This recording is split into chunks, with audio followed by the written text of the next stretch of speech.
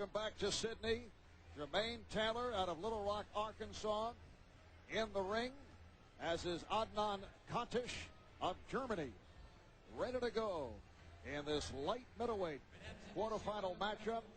The day did not begin on a bright note for the United States. Jose Navarro losing in the quarterfinals, but they have come on. Victories by Ricardo Williams Jr.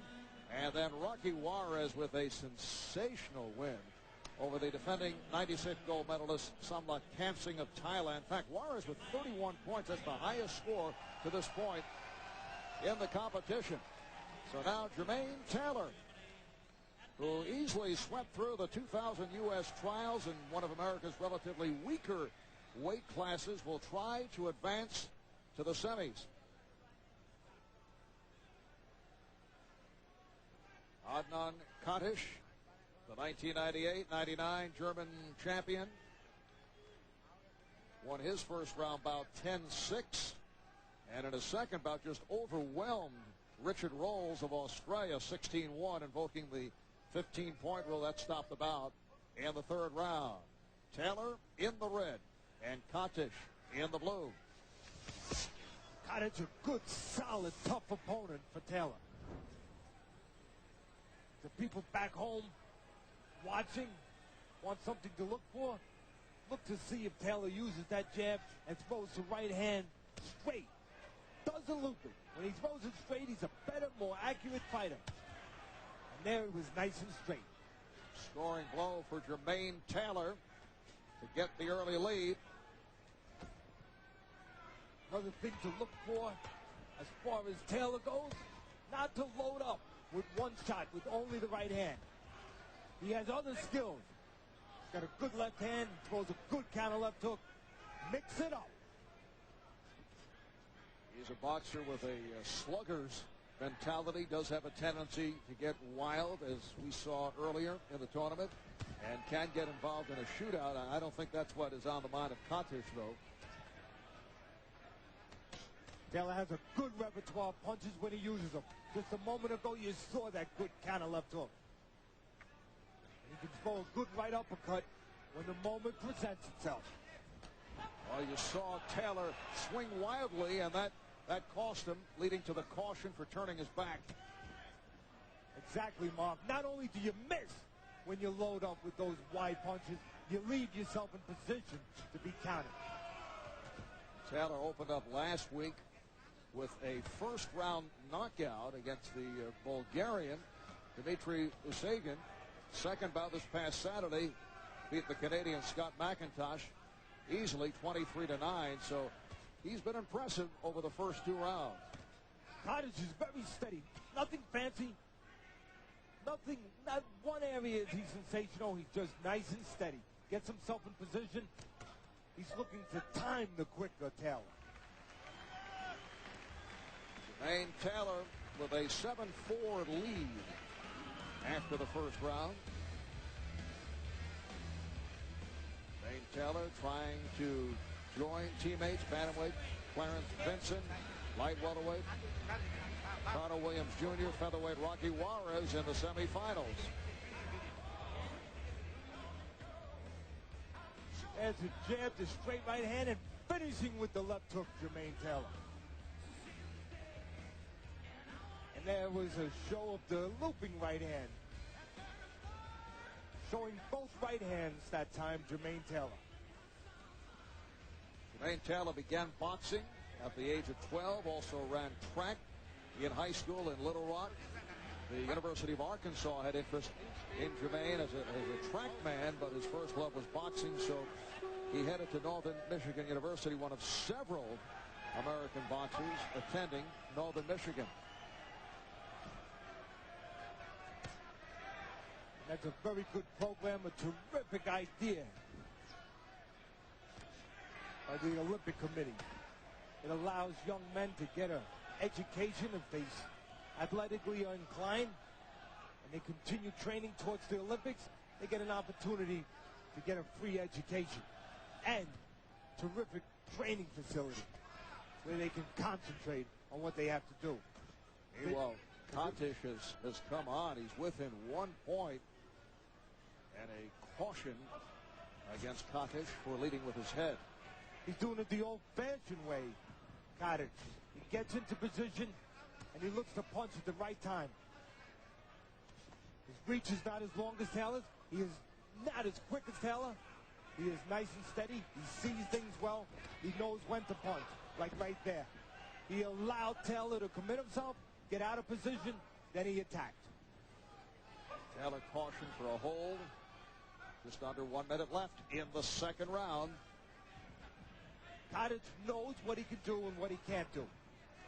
He stays within himself very well. And he's always thinking. He has to. He doesn't have tremendous athletic ability or tremendous physical assets. Cottage able to tie it momentarily. Jermain Taylor landing the right, and again for the 2-point lead.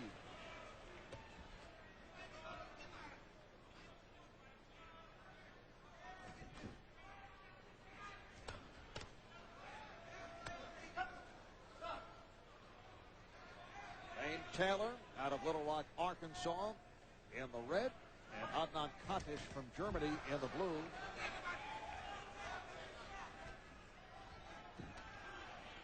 Katish trying to back up Taylor. And again, knows he's not faster. Seeing if he can use timing to take away the speed advantage of Taylor. Watch how Katish will sneak himself into position and then look to time the punches of Taylor.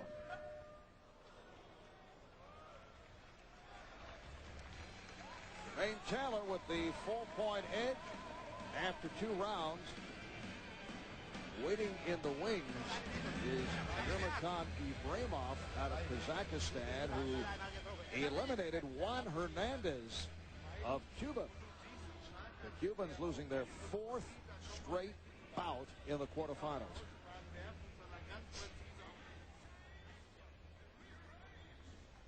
Both guys tangled up on the inside. Taylor letting a punch go as they break. There's the long right hand of Taylor, reaching just a little bit. The referee said break. Always go to the white corner to the time go away. That way the time go away, you got more time. Follow when he said break, get the hell away. You got it, champ? Okay.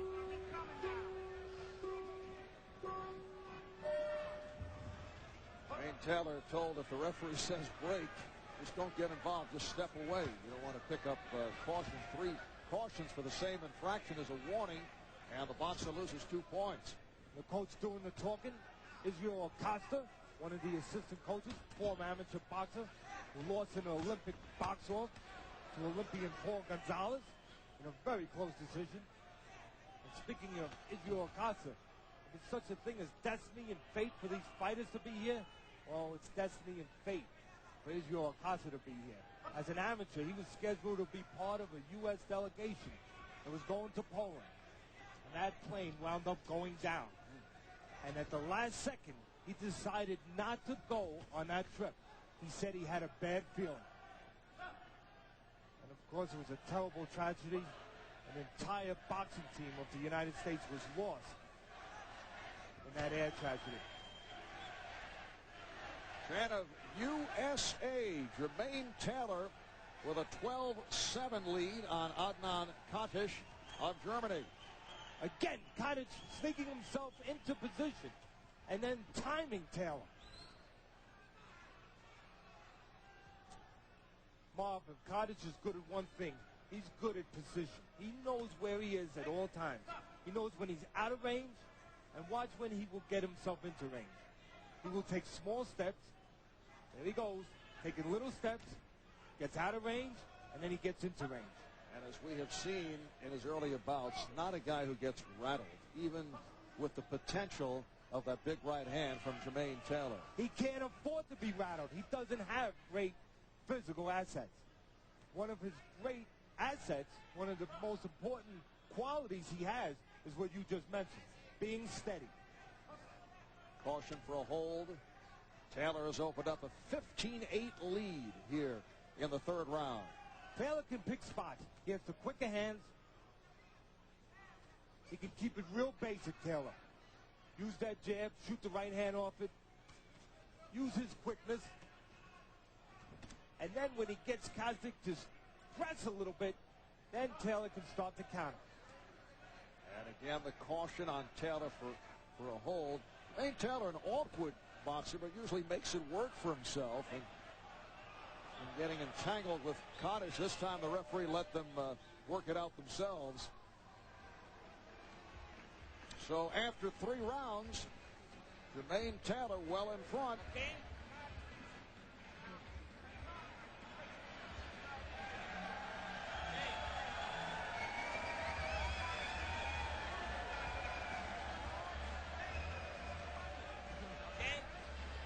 When you shoot a right hand, go right here. Don't go like this.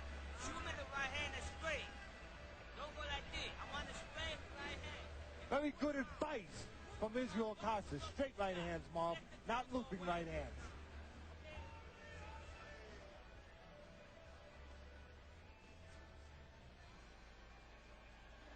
There's Taylor changing distance, making Cottage reach a little bit, which he does not do too often.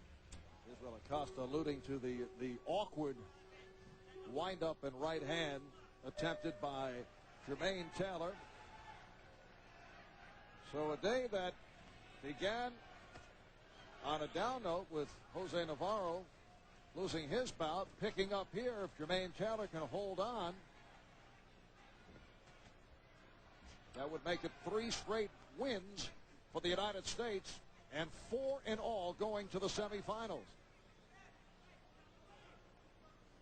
If Taylor uses his physical advantages, he will be following his teammates, and the American team will be looking pretty good. His physical advantage, height, speed, quickness.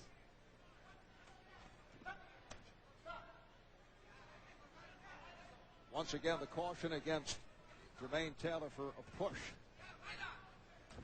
All Taylor has to do now is keep it basic. Use that jab.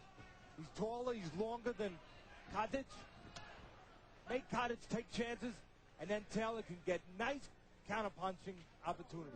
This is not what he wanted to happen. Yes, a third caution for pushing on Taylor, and Cottage was able to gain 2 points.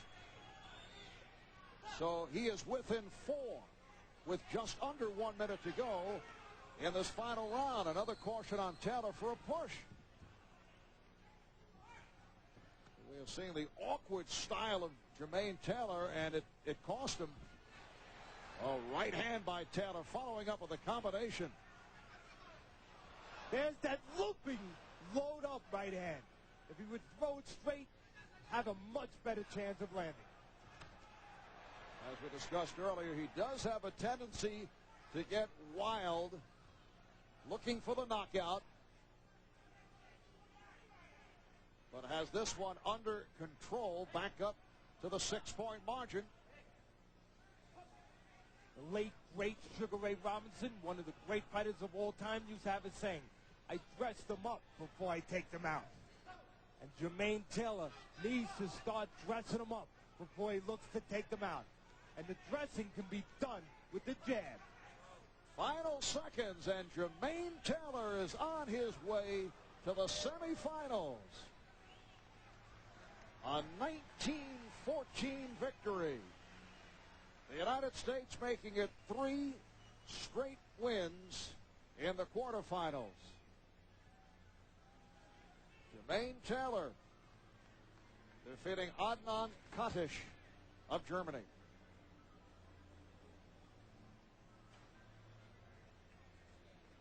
Back in '96 in Atlanta at this weight class, it was David Reed with that dramatic knockout to win the gold. But the U.S. did not win a single bout of the '97 and '99 World Championships at light middleweight. And they're hoping that Jermain Taylor can turn things around in this division.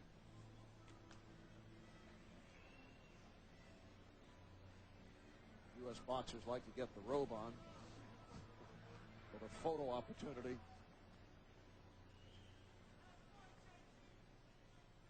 Ladies and gentlemen, the winner out of the red corner representing the United States, Jermain Taylor.